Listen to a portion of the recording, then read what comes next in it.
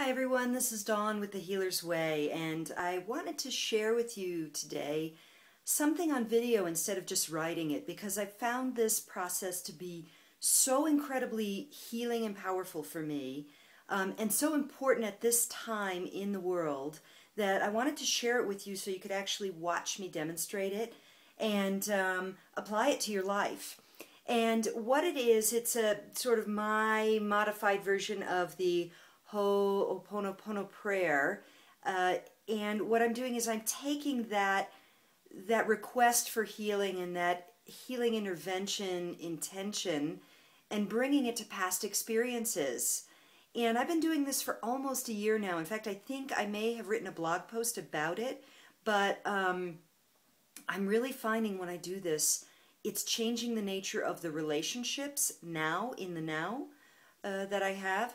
And it's allowing me to release old pain from old events and circumstances that were painful at the time, that maybe I didn't act in my highest good, or I did the best I could at the time, and who I am now, I know I can do a lot better.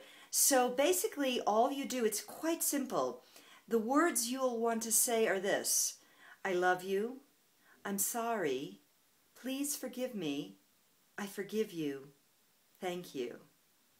And you're going to apply that to anything in your life, any memory or circumstance, situation or person where a memory comes up for you at some point of pain or harm.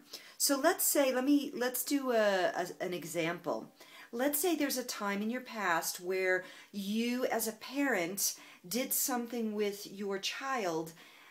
You didn't act in the highest good. Maybe you lost your temper, or you punished him excessively, like my big pain that I did, that I'll confess to you, that I've apologized many times to my son, is there was a point in his childhood, in his adolescence, where he started to make up lies, basically. He didn't want to tell us the truth. He was trying to keep secrets. And there was one time where he was dishonest, and I was so outraged I took all of his Legos away. And he was really, his name is Zach, and he really was this sort of Lego maniac. And he had these incredible things that he created, and now he's a house builder, so it was evident when he was young. And I was so angry with him that I took all his Legos away, but it was right at that point where he was just starting to get too old to do Legos, and he never did them again.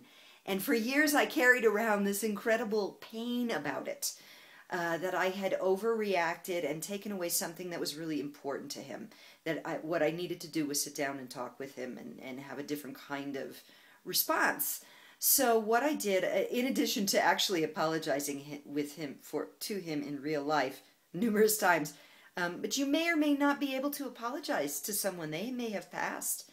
They may have made their transition. They may be someone that's not in your life anymore. It doesn't matter. You can still do this process. So what I did was I went into a meditative state, and I evoked that memory of that little moment in time. And I brought my heart to my son, and I said my variation of the Ho'oponopono prayer. So I said, Zach, I love you. I'm sorry. Please forgive me. I forgive you. Thank you. And then I turned and I did it to myself too. Because a lot of times those past memories, that pain, is also the pain we hold about how we responded in the situation. So again, I turned to myself and I said, myself in that moment then, and I said, Dawn, I love you. I'm sorry. Please forgive me. I forgive you. Thank you. And then finally, to the energy of the connection between the two of us, or the essence of that relationship, once again, I said, I love you. I'm sorry. Please forgive me. I forgive you. Thank you. And with that, I just sort of energetically sealed that event with love and let it go. And I've done this to many circumstances and memories. Basically, anytime a painful memory comes up for me, I do this now. And it really has made a difference in my emotional state. In short, I have a lot less emotional baggage now. All of that old crap, those memories, as soon as I do this, it's gone. And honestly, I feel it changes the nature of the relationship to the person that I've done this with. And some of them I've seen since then, and some of them I haven't.